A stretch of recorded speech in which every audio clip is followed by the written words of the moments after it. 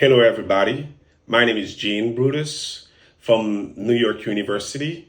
I wrote this policy brief based on the extreme poverty situation going on in Haiti right now and how we can solve it once and for all. And it is really with heartbroken that we talk about the fact there are more than 700 million people live under the poverty line set by the World Bank, which is $2.15. And in the case of Haiti, it's even worse because more than 60% of the population is living in poverty. And what makes the situation even worse is because despite the economic issues there, we have an armed gang ruling the country and kind of like instigating or perpetrating terrors to the population. So, and to give it more of a background, we can say Haiti, like in the past, has been the wealthiest colony of the world, and there was a time where Haiti produced more than a half of the coffee produced by the world, and was also producing 40% of sugar for France and Britain, and constituted 40% of foreign trade of France when France was the dominant economy of Europe. So what happening is like it is so hard now to say that Haiti has become the poorest country in the Western Hemisphere. And the 2010 earthquake made it worse for the country because it opened the gate for the situation that we are seeing now. And there have been other factors I'm not mentioning, but I point to that major one that has created a certain situation that has that will later plunge the people into that economic chaos. This policy brief is most likely addressed to the US government, to the Canadian government, to the French government, as well as to the Presidential Council of Haiti. And this policy brief suggests the creation of a coalition of three wealthy nations that are connected to Haiti, namely the United States, France, Canada. Those countries are historically connected to Haiti and they are wealthy.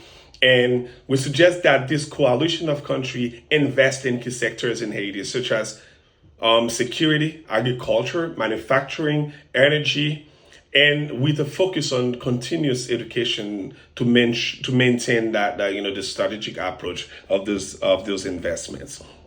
And we believe this policy brief can be implemented in three phases. The first phase will be the creation of the tangible creation of the coalition and everything within the coalition, such as objective, mission, action plan, and everything.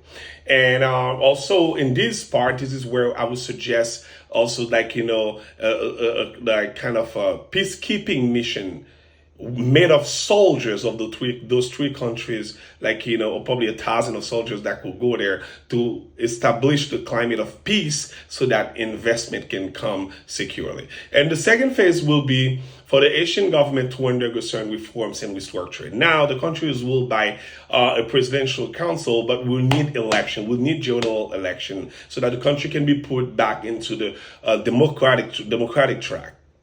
And once the coalition is created and the general elections are organized in the country and everything is a new climate has been created in the country. So at this moment, in the third phase, we will have disbursement of funds for those investments, and there will be projects going, energy project, security project, agricultural project, manufacturing project, all those kind of project, and they will be creating massive amount of jobs. And once those projects are here and those people, they will have a lot of people, those jobs. And if we take in, even in the smallest case that we can take it, we can create more than 500,000 jobs in the country that will bring hope to the people. And the main rule of this policy brief will be all profit generated by those investments, 80% of those profits will stay in Haiti for reinvestment in future projects, and 20% will be given back to the coalition, and each country will have respectively which will be divided by three and given to each country of the coalition. And these policy briefs will ensure that through those investments, Haiti is benefiting, people are working, and new hopes are created, and the country will be set into the path of economic growth, and also the countries, the United States, Canada, and France will be benefiting too, because 20% of any profit will be returning back to them. We believe this policy will change life in Haiti.